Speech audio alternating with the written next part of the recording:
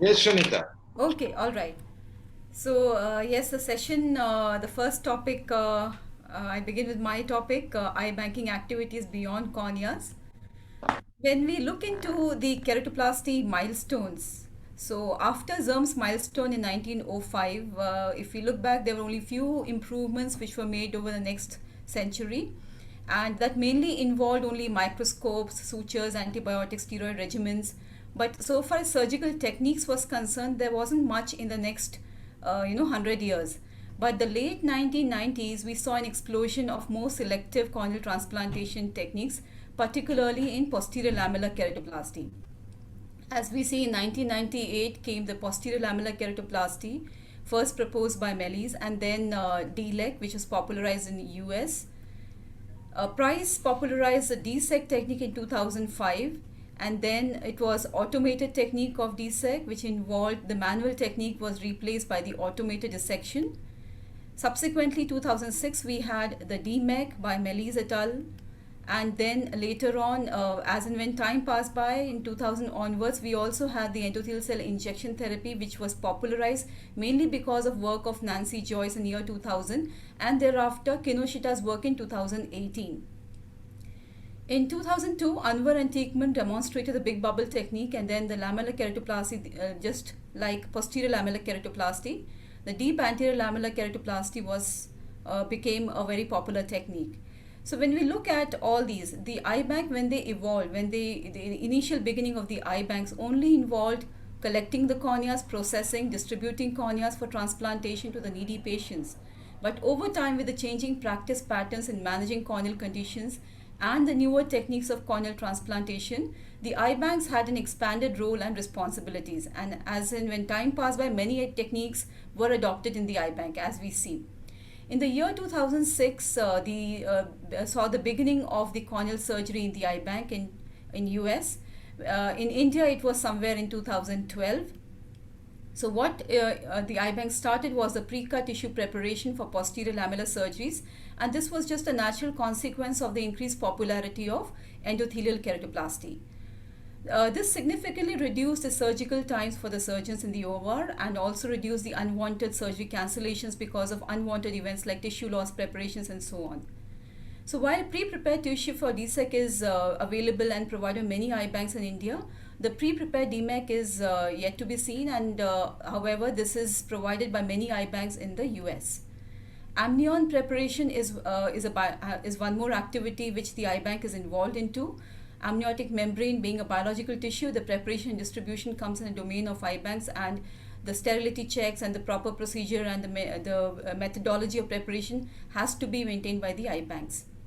Sclera preservation is one more activity the eye bank is involved into, and this is mainly for the glaucoma shunt surgeries and patch grafts, which is required for certain procedures and glaucoma filtering surgeries. Donor evaluation earlier, this used to be performed mainly by the clinicians and corneal surgeons, but as and when the requirement for corneal transplantation by and surgeons' time required more in the OR, this was shifted to the eye bank technicians, and they have started evaluating donor corneas. In majority of the eye banks, it is technician-based evaluation which has taken over compared to the clinician-based donor cornea evaluation. Now, what would be the future activities of the eye bank, which if we can think of what other activities eye bank would get involved into? Now, there is a recent interest, and over the last decade, there has been promising approach towards translational research technology in management of corneal conditions. So, obviously, the eye bank role is bound to expand in future, and eye banks may become the delivery source or the contact point for delivery of translational research technology. And maybe in future, the eye bank term should be more like a tissue bank, because you will have more of a selective cell-based therapy which will be dispensed by the eye banks, and these could be bioengineered corneas, these could be cultured endothelial cells in future, and mesenchymal stem cell delivery for various corneal scars and other disorders. In the present times, we have realized that our preservation methods in the eye bank are not enough, and we need to have alternate preservation methods, something more like a prolonged preservation technique for the corneas, which can maintain even the endothelium for longer term. So as of now, we have adopted glycerol, but yes, in future there could be other techniques which will be more friendly to the endothelium.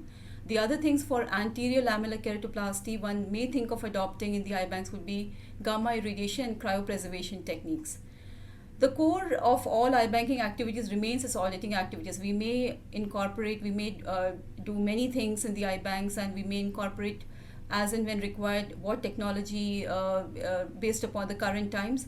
But then auditing remains the core activity of the iBank, and periodic auditing of all processes which happen in the iBank is prudent. One such thing about the pre-cut tissue processing, this is a mandate because we have to ensure the safety and quality standards of pre-cut preparation is maintained by the iBank technicians. Review of each step with regard to aseptic measures and the procedural details should be done periodically. The technician-based competency assessment should be a periodic part of the iBank. Any adverse events which occur because of corneal grafting, transplants, with any tissue related issues, these have to be documented properly and investigated by the medical director and the team so as to take an appropriate corrective action and measures. Thank you for your patient hearing. You are so fast, Sunita. So we can have discussion because I realize that there are only 6 speakers. So we can have 10 to 12 minutes for each speaker. So you have finished early. Yeah. So we can start the discussion. So Kuresh, do you have any? Yeah, I just wanted to expand on, you gave us a very nice overview, and the expanding role of the iBanks is true. We have been trying since last few years, but because of government regulations, we have not been able to bring something called Vision Graft. Vision Graft is a new technology by which they are gamma irradiating the corneas so that all these cells are destroyed, and then we can store it for up to 3 years at room temperature. So we hope this technology will come to India very soon. Right. I think that apart, there are other, it may not be exactly gamma irradiation, but yes, gamma irradiation has a certain more advantages because the tissue becomes more resistant even to the infections. So Correct. that also is one of the advantage, but so far, and yes, because these corneas are irradiated, even there are lesser risk of rejection. So far, I mean, Absolutely. even though we They've, have they've proven already, they've had a track record of about 6-7 years now in the US, and they're using it routinely for all the glaucoma shunts, and they don't have much use for therapeutic. But I think in our country, it will be wonderful tissue for therapeutic. Every medical college can have 2 or 3 of these kept in their cupboards. Yeah. Another point I want to highlight that in the recent pandemic era, many iBanks are using one cornea for at least 2 recipients. So there are much more innovative mechanism are coming. So as because we are doing DMEC in our regular practice, so we can have anterior lamella without damaging the anterior lamella and use it for DAL, large therapeutic or large tectonic graft, or as a carrier for Boston K-Pro. So by that, we can use the tissue for the double, some of the cases for 2 recipients. And I think last statistics we have seen in our iBank, our utilization rate is 103%. And we have discarded at least maybe 17% of our tissue. So 93% tissue converted to 103% utilization. So that is way for temporary measures, because we now know that this shortage, acute shortage in iBanking will continue for another 3 to 5 years. And you know what is the collection and utilization ratio in last year, I mean during the pandemic year, April to March, and we actually had only 17,000 collection.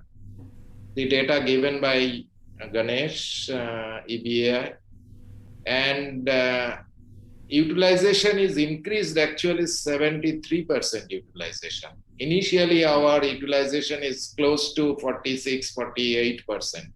So last year we had actually more utilization in that sense. So many people are actually using this doubling utilization technique. Also, in the coming years, we have to maintain, because the backlog is remaining same or maybe increasing, because we now seeing many patients as we cannot do surgery on right time, and patients cannot come to us on right time, both the sides. So we are seeing the all prospective patients of having good results. We cannot do those surgeries, and we are ultimately doing therapeutic keratoplasty in those cases. Like with bullous keratopathy, advised, they cannot come, converted to corneal ulcer, perforation, and we are doing. So probably, Shunita, you have had similar experiences. So this is the current scenario. Yeah, you're very right. So actually, similar kind of thing, and even just the way you highlighted, 103% utilization rate. Ours was not 103, but then it was certainly way ahead of what it used to be in the previous years. We're coming up with some statistics and data analysis related to it, but yes, there was a shortage, and I'm sure like the way you described, you in a nutshell, you put everything in perspective. Thank you. So we can go to our second speaker, Dr. Manisha. Yes, but before we do that, I'd like to welcome Dr. Samar Kumar chairing this session, our co-chairman, Dr. Major General J.K.S. Parihar, co-chairman Dr. Qureshi, our convener Dr. Namrata Sharma, our co-convener Dr. Rajesh Sinha, our co-convener Dr. Mukherjee Rajiv, and yes, we may go ahead with our next speaker, which is Dr. Manisha Chhabra. Manisha. Welcome you guys. Good afternoon, everyone. Hope everybody is doing fine in this COVID. Yeah, so you are also looking good. Yeah, Manisha, good to see you. Good to see you, sir.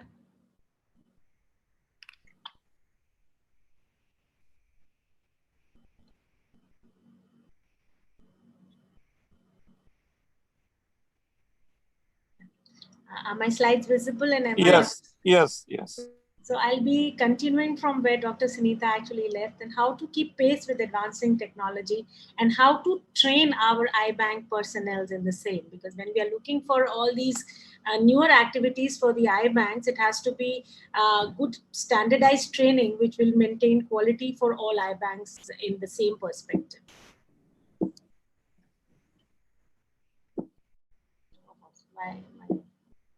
Ma'am, just single click on your screen, then you can move your slides.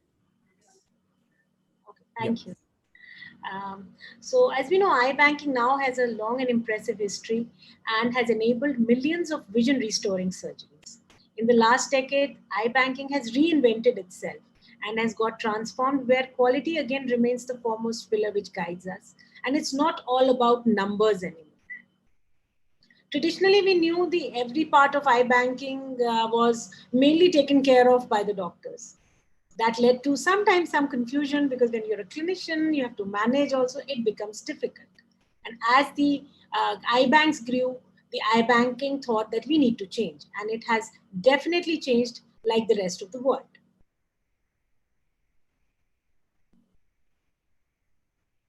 So today, if we talk of iBanking, is all about professionals in their respective fields. Like apart from the apex being the medical director and the surgeon doing a transplant, there are other professional cadres which are there in the iBanking.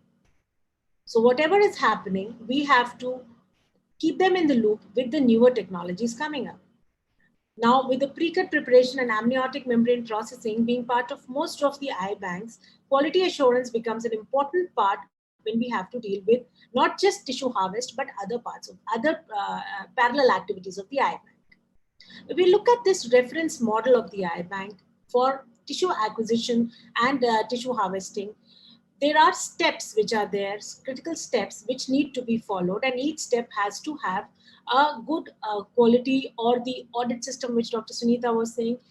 We need to do that to keep the training and standardize being there, starting from donor acquisition, harvest and preservation, be it technique wise, then evaluating the tissue, and then again distributing the tissue, whether it's a suitable match or not. So we need to have proper SOPs and training so that the standardization of the process always remains. So to train them, we have to teach them once they come into the IBank. Before I always feel that the induction for any personnel joining the IBank has to be very, very stringent. That will relieve most of the stress later on. So whenever we are charge, like who are actually doing the process, writing a very complicated SOP in the language which sometimes we doctors think that everybody will understand becomes very difficult. So SOPs, I've realized, in most of the times have to be simplified.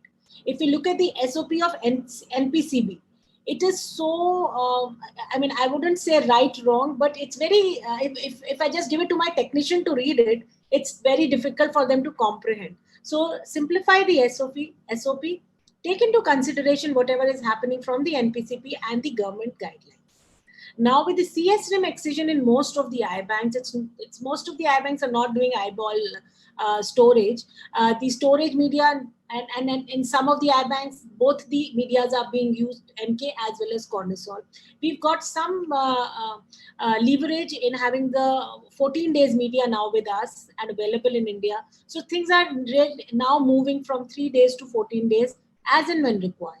It's not that all the tissues in most of the IBanks come in Cortisol. No, they still come in MK media. But if we feel that we need it for a little longer purpose, we need it for a pre-cut, we do transfer it, or we directly take it into long storage media.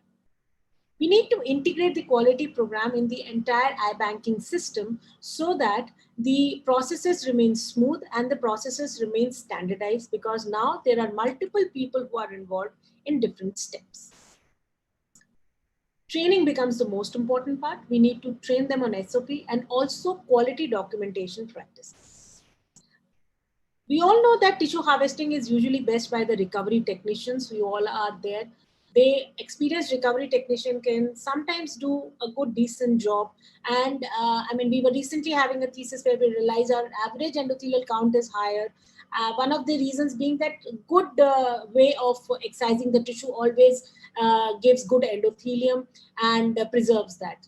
How do we get into that? We need to have several bouts of training, making them understand what's the theory behind it, just not going in like a practical way, going and just excising it like any robot would do. So they have to understand the entire sequence. Apart from training, once refresher trainings become very, very important.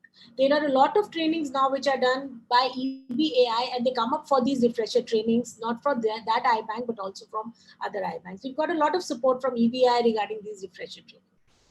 One important part of any IBank should be annual competency assessment. Like annually, all of the technicians have to be assessed annually, and that has to be filled up like a form. So this is very regularly to be done. It can be done in a group process. Like we in our IBank have dedicated a space which is like a small wet lab, you can say, wherein only these trainings are done and the assessments are done. So they also know when this month is nearing by, we will be going in for these assessments. However, the times have changed. It's more like difficult times now with these physical things looking like the things of yesteryears and some other life where we were sitting and discussing. So to have this standardized retrieval process, the rubric assessment becomes very handy. We had this workshop wherein we did and we categorized each step and how we can mark the technicians and what are the ways to improve in these trainings. When we did that, what we realized that whenever we are going in for an assessment or they are training, how do we give them a good feedback? So it became useful in, So it becomes very useful to develop the training guidelines and then to identify the gaps. This particular technician needs hand-holding in this particular step and eventually improving the overall eye retrieval process. In addition, this can be used to assess the residents, fellows who have been assigned with these duties. It's very simple, doesn't take more than 10 minutes.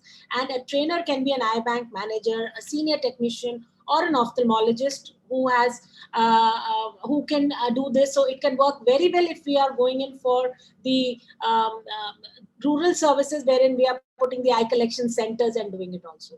We've also recently tried it doing with technology, if we could assess that, and it also is possible through that. So Eye Bank Association of India is doing a lot to standardize these processes, and there are a lot of trainings which are happening in different parts of the world.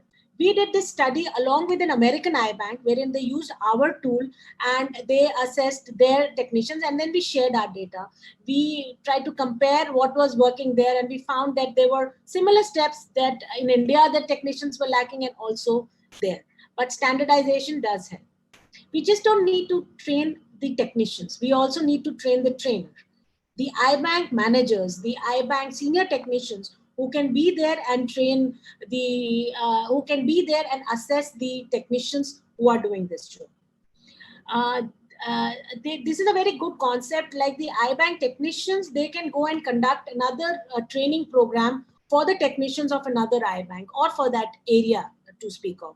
Now, when we have the zones of the EBI meeting, it's now most of them, most of the things are being taken care of by the eye bank managers or the senior technicians. They relate to them, and this was a very heartening experience for our technicians, that even the residents were very happy to be trained by them, because they felt that it was a good one-day workshop which really cleared a lot of doubts in the government setup as well. Screening and evaluation are important. They have to be standardized again. So whenever we are doing the evaluation by a technician is something we've realized it goes best. Optometrists are usually the best in this because they're already well versed with the slit lamp. So we can go in for the technician time, and sorry, my time is running, I think. We can go in for HCRP partner workshops as well, so that we know that the partners are in the same line as we are. Motivational trainings for the staff is also very, very important, because it's a morbid job. You're in the mortuary day in, day out. Pre-cut facility center, most of us have it now. We can have different machines doing it, but training again becomes important. These trainings, we realized, can be done on a 2 days workshop with a wet lab, wherein a good amount of expertise can be transferred and a standardization attained.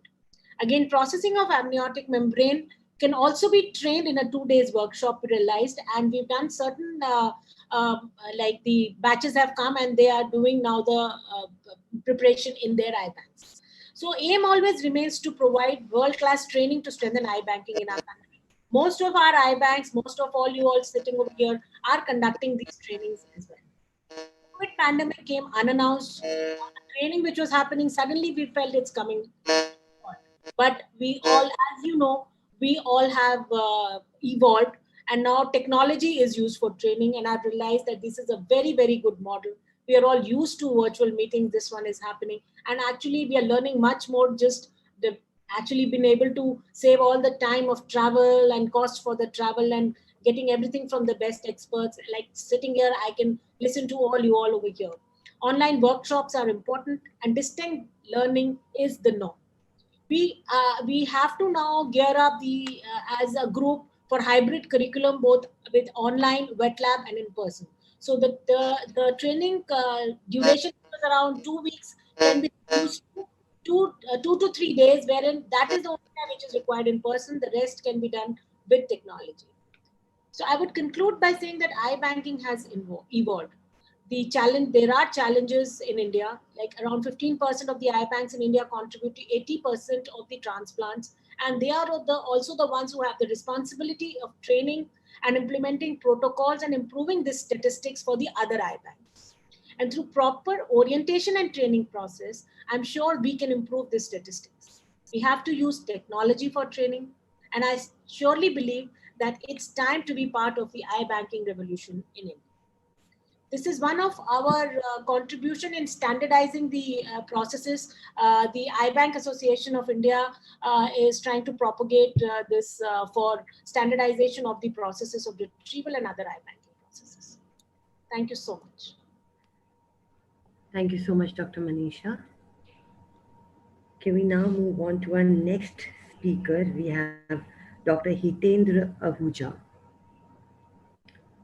I request Dr. Hitendra to please unmute himself, switch on his camera, and start sharing his screen.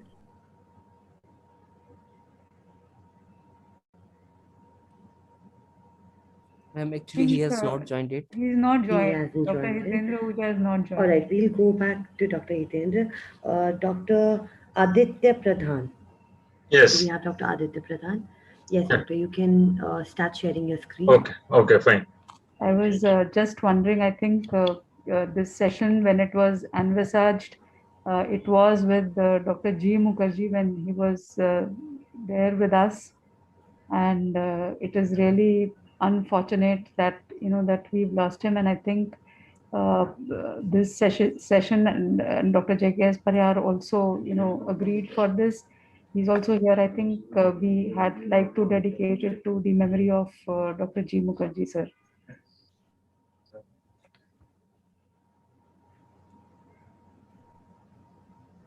Dr. Parihar is there? Go ahead, Aditya. Yes, sir. Go ahead. Okay, sir. So, Aditya, just 1 second. Yes, Dr. yes. Parihar, Dr. Parihar, sir, would you want to say something?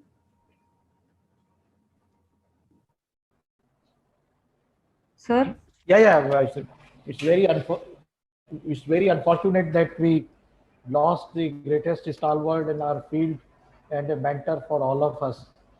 So, as Dr. Namrata has mentioned, this entire session is dedicated to Dr. G. Mukherjee for his great contribution to the cornea and eye banking in the global level, particularly in Southeast Asia, and to patronize the entire eye bank society and cornea in our country. We are indebted to him, and we shall try to work and to push forward his agendas as he has emphasized for future.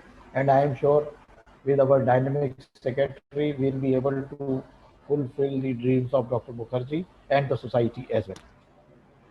Thank you, sir. Aditya, please. Thank you. Ma'am, can I say a word? Yes. I think Dr. Mukherjee was a big inspiration. I mean, to a lot of us, but especially me, he was always there whenever I had any problem. He was just a phone call away and very encouraging. I mean, he is one of the reasons when I used to think about, is it worth doing it? And having a little small vision, he used to say, okay, expand your vision and go for it. We'll all be there. So definitely, I think in the iBank fraternity, he will be missed immensely. I mean, really, we're really missing him.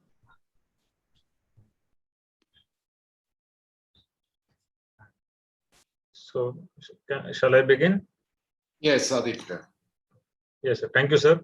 Thank you, AIOS, for this opportunity. So the topic assigned for me today is managing expectations, the perspective of an eye bank versus a corneal surgeon. I have no financial interest to disclose. So the outline of the talk will be a view about the revised eye banking standards which came out in 2020, the responsibilities of both an eye bank and a transplant surgeon, the quality standards which have been nicely touched upon by Dr. Manisha in her talk, the importance of documentation, and a brief note on the role of social media and advertising in eye banking. So this was the document which came out in 2020, and it nicely details each and every step involved in eye banking, right from the tissue retrieval to the standards for eye bank personnel training and so on and so forth. So the basic responsibilities of an eye bank, which I gathered from that manual, is to provide 24/7 service both to the public for awareness and for potential donors. That also includes conducting public awareness programs. Training of personnel and a competency assessment program are extremely important as well. As per the facilities offered, whether it is a eye bank or just a retrieval center, the infrastructure has been clearly defined in the document and it has to be present at the location. The storage, packing and shipping of tissue should be as per the SOP of the eye bank. The distribution of tissue, which is an important task for any eye bank, should be just, equitable, and fair towards all, without any bias. And again, the quality assurance program has to be set in stone and with a proper SOP to boot. What should be the responsibilities of a transplant surgeon? He or she should be registered under the appropriate state medical council or the national council and should have a license under THOA. He or she should have complete familiarity with the document as shown earlier. Here comes the the role of clear communication with the eye bank. The transplant surgeon has to adequately communicate, preferably in writing or over email or via standardized form, the indication of the transplant, what is the tissue requirement from the surgeon's side, any preference for storage medium, whether the surgery is elective or emergency. This step is extremely important, and sometimes it's just there is an informal phone call over the to the eye bank that, okay, I have this patient so and so, I need optical tissue tomorrow morning, please send it across. So sometimes things are not taken seriously, and here sometimes mishaps can occur. So it is extremely important that the line of communication between the eye bank and the surgeon should be maintained at all times, and it should be preferably in writing or over a formal email and not just over phone call tissue based. If any adverse reaction occurs, the prime duty of the transplant surgeon is to inform the eye bank about it in detail immediately. Also, the feedback about the tissue received and the quality, whether it matches what the surgeon was expecting, that also has to be communicated as a post-surgical or a post-outcome kind of a documentation that has to be informed to the eye bank. That Dr. Manisha has clearly mentioned in her previous email that each eye bank should have a formally established quality assurance program. The medical director of the eye bank has the overall responsibility for carrying this out. It includes the monitoring and evaluation of the eye bank activities, timely identification of the problems, and then implementation of plans for corrective actions. Review and audit are extremely essential for any quality program, and there should be a well-documented tissue recall policy in case anything adverse is found in the reports. And documentation, it is frequently neglected in the medical fraternity, but it is very important. It is needed from both the eye bank side and the transplant surgeon as well. All the records in the eye bank have to be kept for a minimum of 10 years. And this point is extremely important. All these records and the communications between the eye bank and its donors and the recipients are confidential and privileged information. They are not for everybody to see. This point has to be kept in mind by the eye bank personnel. The periodic inspection of the eye bank can be carried out by the transplant surgeon who is taking the tissue from them, and vice versa, so as to build and improve upon the trust between the two entities. There is nothing offensive or shameful about this. This is just to improve each other's practice patterns, so to say. And the proper documentation also helps in accreditation of the eye bank. So this article by Dr. Manisha Acharya et al. Came on in IGO in 2018, I believe, in which they underwent an exercise in their own eye bank at Shroff's Hospital, New Delhi, in which they analyzed 4 indicators, quality indicators, and they saw the improvements over a period of time. One was the adverse reaction rate, one was the discard rate of the tissues, which were not suitable for keratoplasty during evaluation. One was the measurement of the protocol deviation, that how many times the deviation occurred from the established SOP of the eye bank, and what was the compliance rate when it came to critical quality activities. So over time, when these parameters were measured, they found a significant improvement in all the parameters, and the negative parameters where the deviations or the compliance rate improved, the deviations went down. There was a marked improvement when they were strictly analyzing their own data. So this is important for every eye bank of repute to undertake this self-corrective exercise so that they know where they stand in comparison to Indian as well as the global standards. One brief point about the role of social media and advertising, both when it comes to a corneal surgeon or an eye bank. Generally, it is not applicable for any eye bank because there is no advertising concept, so to say.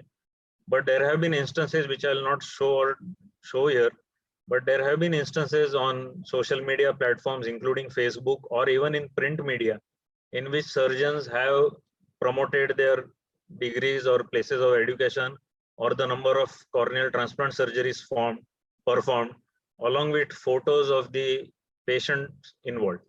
So this is absolutely forbidden by the Indian Medical Council Act, Code of Medical Ethics, in which you cannot solicit any patients in any way, either by a solo practitioner or by a group of physicians. The only situations are 7 in which you can make a formal announcement in press, in writing, when you are starting out a new practice, or you are changing your type of practice, or you have changed your practice address, if you are absent from duty, or if you are joining some other place of work, and when you want to declare the charges in your practice publicly. These are the only instances in which the Code of Ethics allows you to advertise in either on social media or in print, but any other form of advertisement is strictly prohibited. Now, as we all know, COVID has changed the iBanking scenario on a global level. There are significant shortages in donor tissue, as we have discussed before. Patients are extremely apprehensive to get operated, especially the elective surgeries. Lockdown restrictions and travel restrictions have imposed a huge cost of burden in the patient being able to travel to the hospital to get a transplant. The old SOPs are no longer acceptable. We have to formulate new SOPs keeping this in mind. Many of the iBanks have done so. And ensuring the safety of the personnel is the biggest challenge, because we don't know the COVID status of the donor, not always, especially if it is a home collection. So ensuring safety is extremely paramount to everybody. There have been increased costs because of PPE kits, frequent sterilization of the instruments, but because the patient numbers have gone down everywhere, there is a decreased revenue for the hospitals, the solo practitioners, and also for the iBanks, because the collection is not happening as the previous numbers. There is a generalized feeling of frustration and sometimes helplessness when we are required to turn patients away, either because we don't have tissue or the patients are unable to afford it.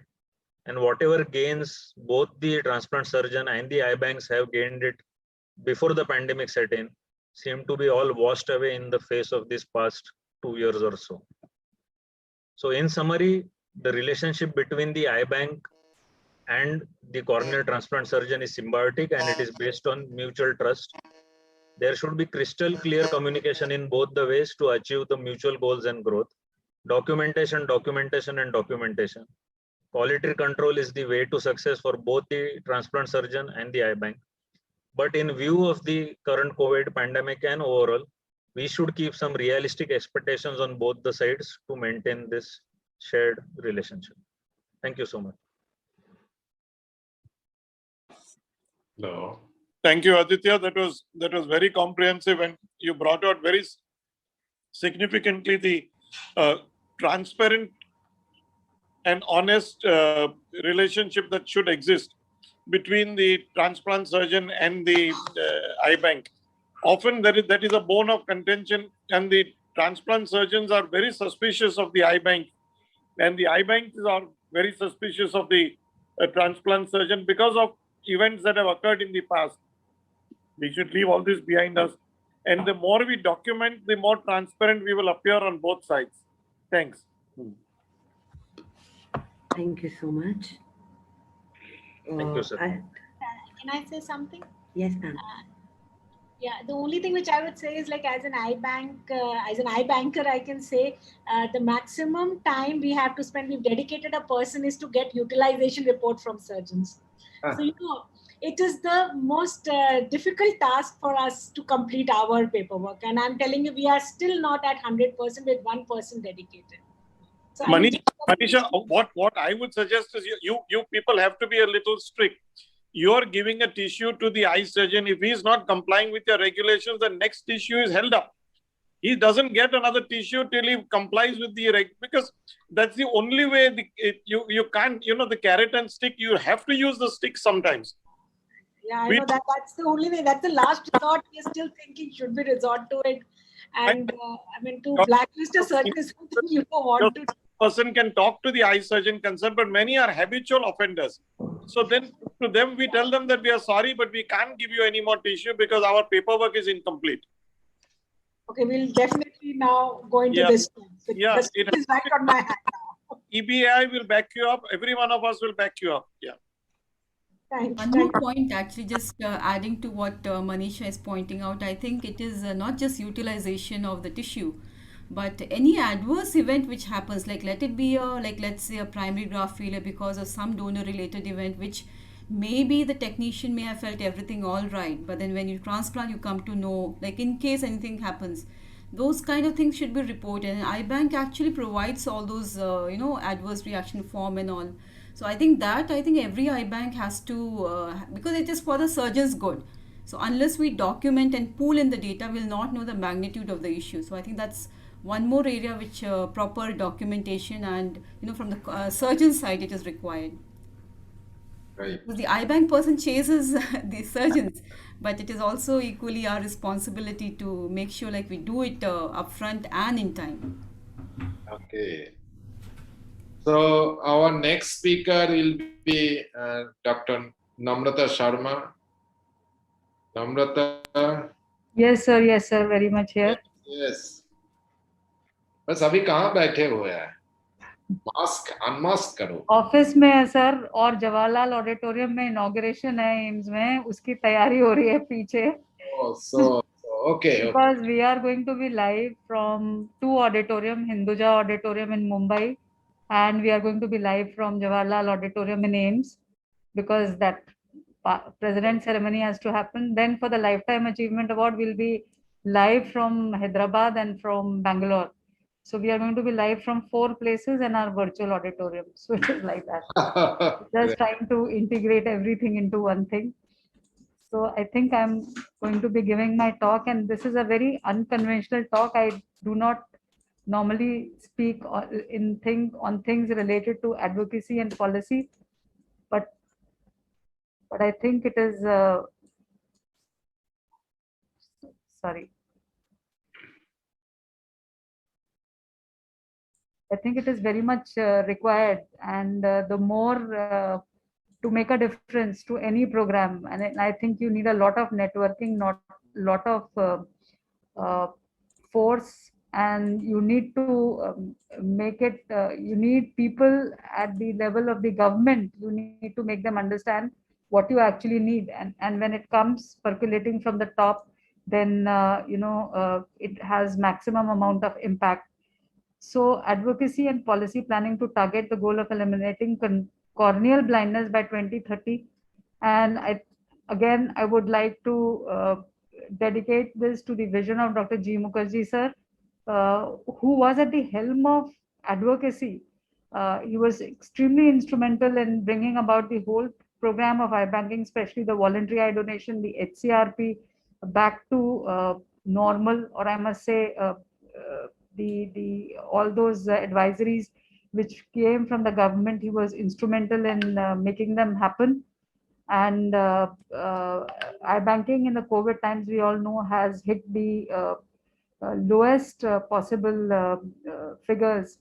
And advocacy and policy planning is important in this respect.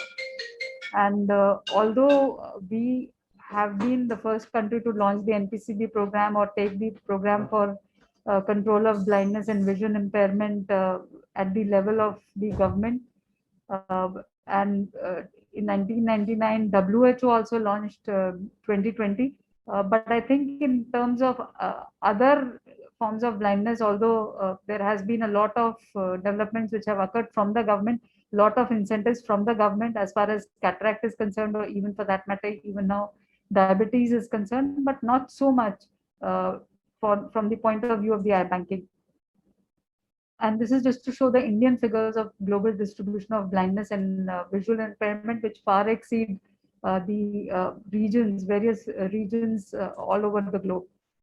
And again, this is globally to show the indication for corneal transplantation, which has been reported by 98 countries. And infectious keratitis for our country has always been very important, whether it is healed or whether it is active. Although for other countries, it is the causes such as keratoconus or Fuchs dystrophy. there were two main factors identified and for corneal blindness, and I think they are true even for overall blindness, and I think they are even true for corneal blindness. And one was poverty, and the other was the economy of the families, the employment, the education, the gender, etc. And so it is critical that countries adopt a whole of government approach to vision and include eye health in their implementation of the sustainable development goals at the national level. And although it doesn't fall into our purview, but yes, this is something which is required, because that would take care of the causes of blindness which are in India. So good health and well-being is important, and so is taking care of the poverty. Quality education is important, and so is the gender equality.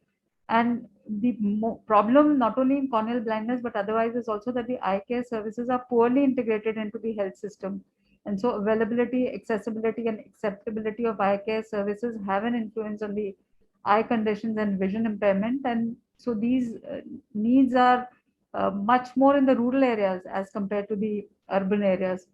And now coming to corneal blindness per se, it is important. I think part of the things have been covered, but just to sum up all these things, it is important that availability of the donor tissue should be there. So networking with the eye donation center should be there, although it is there, but it is not as much as we would desire. The hospital-based cornea retrieval program is there, but again needs to be strengthened.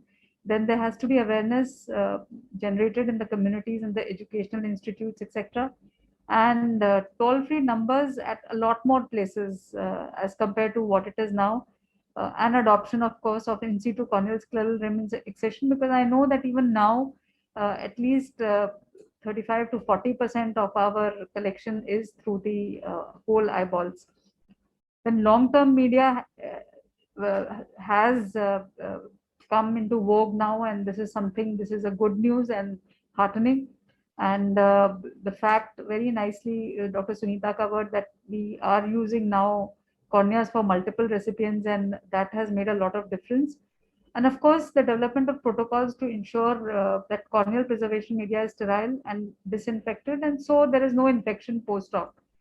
Because like we all know as corneal surgeons, the story begins after the corneal transplants are done. Then in the event of graft failure, we need to include fellow eye status when we assess the priority for keratoplasty and risk of functional and anatomical failure. And this is not uniform all over the country, because at some places, even if the patient is seeing 6/6 with the other eye, the grafts are done. At the other places the bilaterally blind patients are there whose grafts are not done. So I think the whole system of the whole country's system needs to be standardized. Then training for the surgeons and keratoplasty is required, but more importantly, training is also required for their post-op follow-up, because the corneal transplant surgeon can only follow up X number of patients that come to him, but all those who are not in his own territory need to be followed up at peripheral centers or district centers. So we do need people who can follow up these cases. Then to push the frontiers in the eye banking research, you do need other things like amniotic membrane, umbilical cord serum, stem cell, and operational research in eye banking is also required. Very nicely, Dr. Manisha also highlighted this, that you require corneal transplant registry, because the story starts when the corneal transplant is done, and we really have no data for these transplants in our country, and that is something which we should work for, unlike other registries in the world. It is important to analyze this data on a regular basis, and we do require corrective strategies and interventions. Very nicely again highlighted earlier, the utility reports often are not sent by the eye banks in terms of how those corneas have been used. So you need policy changes favoring cornea donation, which is mandatory. Death notification should be there to the nearest eye bank for eye donation counseling. Then you require the required request law typically mandates that hospital utilizes accepted medical standards in articulating policies for identification of the potential organ donors. And I think that is something which we need to get away from. Then first person consent should be allowed to make a decision to be an organ or tissue donor legally or binding. Additional witnesses or family consent is not required or should not be required in order to be a donor. and this can change the number of donors dramatically as the pledges will actually convert to donations, then it is important that we have access to all the trauma centers and all the mortuaries, although it is there in some of the cities, but not there everywhere. And that would also help us to get access to the donors who are younger in age. But then telephonic consent, like I said earlier, also should be given more legal status and value, because it is impossible to contact the family members for counseling. If the telephonic consent is given the legal status, then call center approach can be used to counsel the family members, which will directly impact the actual number of cornea donation. Then the major hurdle is the cost coverage of the cornea donation, and that should also be done in the professional development of the, because that would help in the professional development of the eye banks and will help to reimburse all the expenses. The donations from philanthropists and grant from government is not sufficient to run the eye bank and make it self-sustainable. And we all know it, especially the people who are there in the government institution. So if the cost coverage is legalized, and I think partly it has been done so also, tissue processing charges, but if it is done in a more objective manner, then this will surely enhance the standard of eye banking all across the region. So the key factors for successful advocacy are generation of evidence. So I think we need data. We need data to convince the policymakers, and data is treasure, or data is knowledge.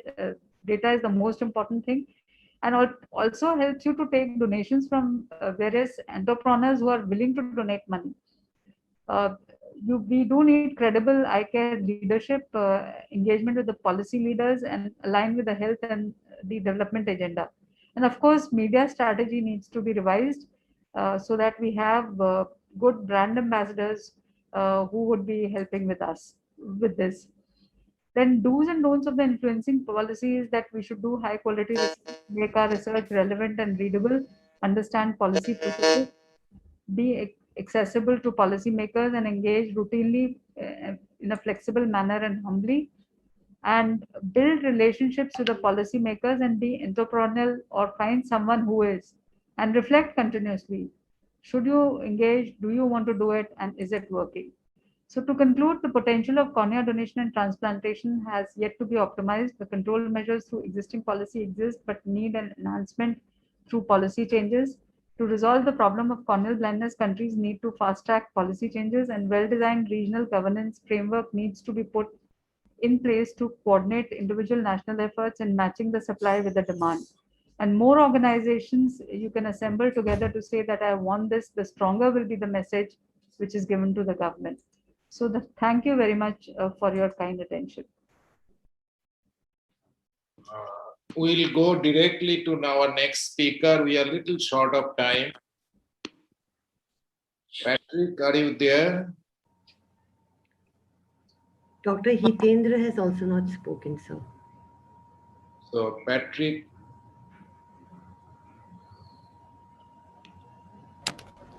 Sir, both the speaker has not joined it, sir. Patrick has not yet joined. Patrick is not joined, sir. So we have 5 minutes. We have 5 minutes there. Next session. So, Kuresh, can you sum up? Yeah, I think so.